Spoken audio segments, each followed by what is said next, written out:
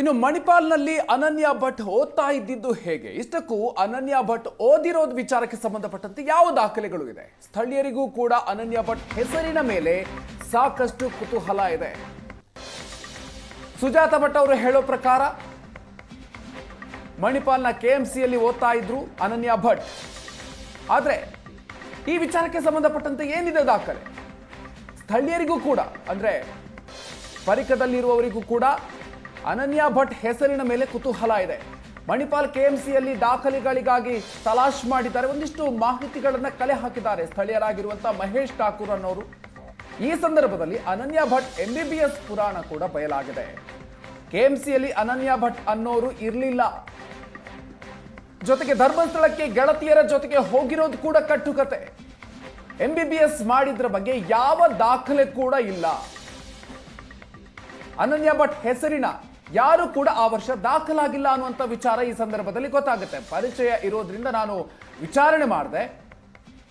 ಆದ್ರೆ ಅನನ್ಯ ಭಟ್ ಹೆಸರಿನ ಯಾರು ಕೂಡ ಆ ವರ್ಷ ದಾಖಲಾಗಿಲ್ಲ ಅನ್ನುವಂಥ ವಿಚಾರವನ್ನ ಮಾಜಿ ನಗರಸಭಾ ಸದಸ್ಯರು ಆಗಿರುವಂತಹ ಮಹೇಶ್ ಠಾಕೂರ್ ಅವರು ಏಷ್ಯಾನೆಟ್ ಸುವರ್ಣ ನ್ಯೂಸ್ ಜೊತೆಗೆ ಮಾತನಾಡುವಂತಹ ಸಂದರ್ಭದಲ್ಲಿ ಹೇಳಿಕೆ ಕೊಟ್ಟಿದ್ದಾರೆ. ಇವಳು ಅನನ್ಯ ಭಟ್ ಅಂತ ಹೇಳುವವರು ಯಾರೂ ಸ್ಟೂಡೆಂಟ್ ಕೂಡ ಇಲ್ಲ.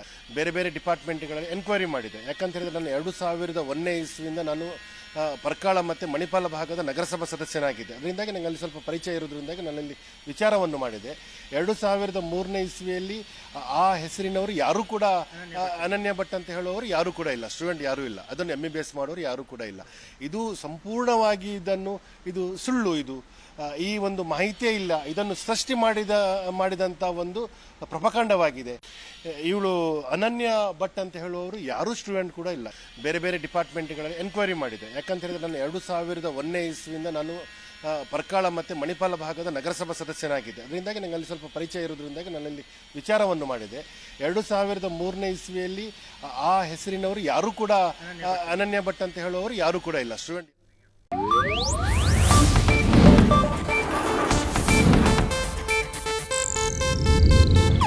ಇದು ಏಷ್ಯಾನೆಟ್ ನ್ಯೂಸ್ ನೆಟ್ವರ್ಕ್ ಪ್ರಸ್ತುತಿ.